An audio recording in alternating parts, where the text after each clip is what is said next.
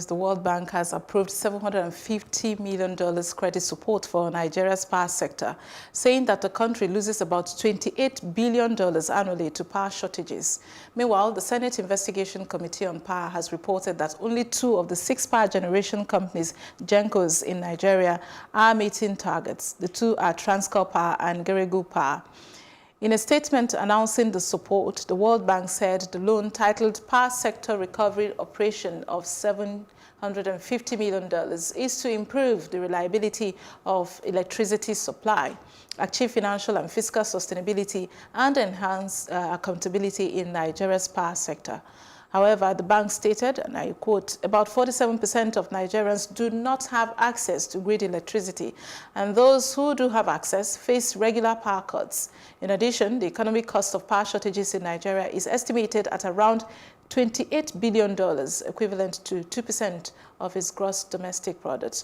Joining us live is Ifeoma Malo from Abuja, and power sector policy expert. And also joining in the conversation is Elizabeth Biney Amissah. She will be speaking Ghana. She's an expert on power, also power sector industry expert. Good morning, Ify and Elizabeth. Good morning. Good morning. Thank you for joining us. Yeah, Ify is joining us via phone while we have Elizabeth. Now, Elizabeth, let's go to you. We read of a recent commitment to a loan to the power sector. On the right path. But as a policy expert, is this what is needed? I know this is for Nigeria, but looking at it generally, is it a good step? Are we in the right direction? So I'll say that I've covered West Africa broadly over the last 12 years, and I would say capital is not the issue. I think it's as important of getting a commitment on money as it is about coordinating the drivers of the sector. And so there has to be a definitive commitment to make sure you coordinate fuel supply, infrastructure investment in the actual transmission and distribution, as well as generation. I think historically, there has been an over focus on generation, but once you generate the electrons, where do they go? So I'll say yes, net positive, but it will be very important on how we structure the sector in terms of looking at generation, transmission, distribution, and how to make sure that we're financing these at favorable terms so you get value for money, and the tariffs will be able to be cost recovery. Right. Let's speak to Ify now. Ify, can you hear me? Yes, great. I can. Now, what are the fundamental failings of our power sector? Let's bring it home to Nigeria, such that from one administration to the next, we can't seem to get it right. I think there are 3 key things. One of them is the fact that we haven't done, and for the longest time, and it's just beginning to happen now, we haven't had an integrated energy planning, the way that we've had in several other countries. When we talk about what the failures are, you know, in Nigeria, it was state-owned for many years. Then we went through a privatization, and then that privatization was, you know, depending on who you talk to, semi-successful. But there are still bottlenecks. There's still fundamental issues that need to be unlocked or that need to be addressed within that privatization structure, where we divided the state-owned entity to discos, GENCOs, and transmissions. The transmission was not privatized, so it's still partly state-owned. And the discos are now dealing with historical legacy issues and debts, you know, that had been with us for about 40 years and that they're still trying to sort of grapple around because they are owned by new people, some of them who don't have any history around the power sector or don't have that same level of expertise around the power sector.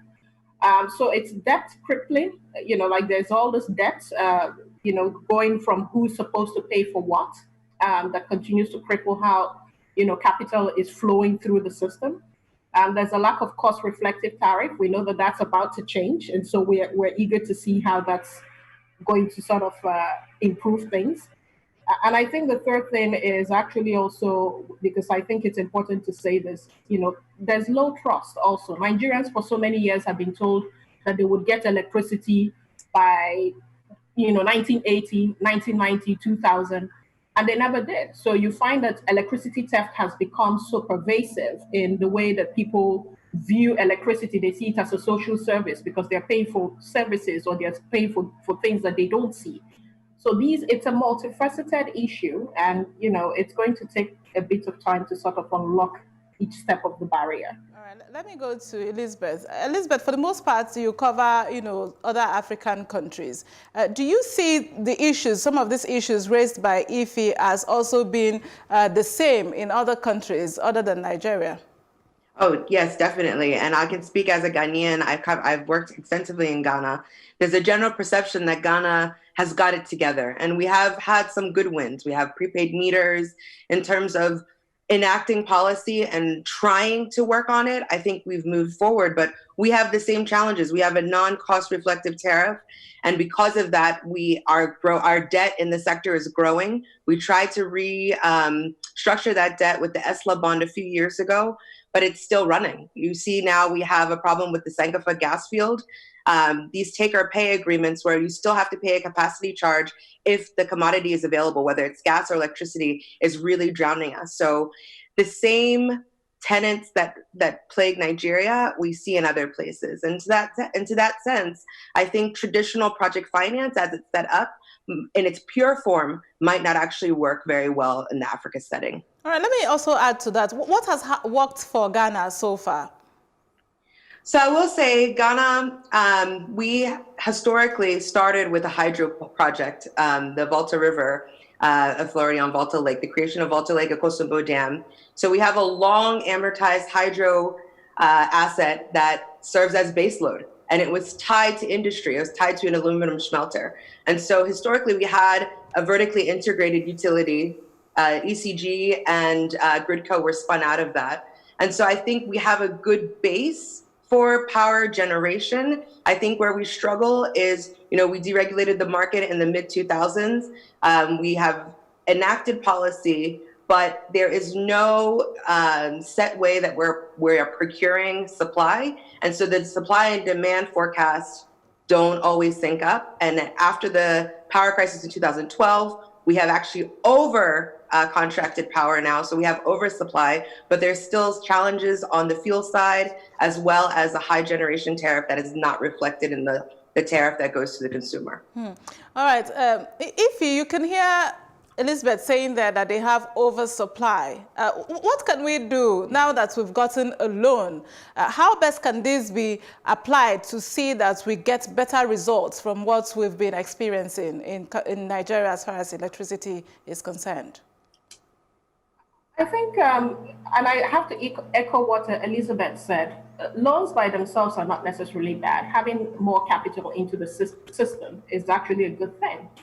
However, unless we're able to have that integrated, energy planning, where similar to what Ghana has done, look at how to get electricity first, sometimes to those who can pay, make it cost reflective, get it to those who can pay. So have a supply chain that is actually serving industries as customers, and then have it also, just have the other part that is also serving homes and residences. I think that would actually really help. The other thing is also transparency across the system. I mean, one of the things that we've struggled with in Nigeria is we get all of this capital, whether it's been loans or grants or, there's a lot of development funding that has come into the Nigerian power sector over time. But we haven't quite created a monitoring and evaluation framework that's actually helping us see and tracking how that money is spent and whether it's being spent in the best way possible that is, benefiting the entire country. All right, Ife, I have 1 minute to split between both of you, which is, and I'm going to ask you one question. So since you're on the line, Ife, where can Nigeria and Ghana learn from each other? I'm going to say, one of the things that I want to see happen in Nigeria is how we use some of this money to build local capacity. I think, building local capacity is key across Africa, especially in the electricity sector. Right. We have so much local talent in our individual countries, and we need to harness it. And this goes beyond even the donor agencies, as we've already mentioned. We need people who actually can manage our electricity value chain. And that can actually use that talent to sort of get electricity to the most hard to reach, those who are on the fringes of society. All right, so Elizabeth now. I'm sorry, Ife. Elizabeth, your final thoughts on that. Where can Ghana and Nigeria learn from each other? I have the same answer. Ife and I are one brain. I think what Ghana can learn from Nigeria actually is local participation. Okay. So even though the NIPP process was complicated and the discos also are complicated, the fact that local capital from local banks was part of that, and you have local ownership, we have a long way to go in Ghana to be able to emulate that. So giving merits to Nigeria, we can learn from that for sure. All right. Thank you so very much, both of you, for that excellent conversation. Ifeoma Malo, do stay safe out there. And Elizabeth, also, thank you very much. And keep safe out there in Ghana. Thank you. Thank you.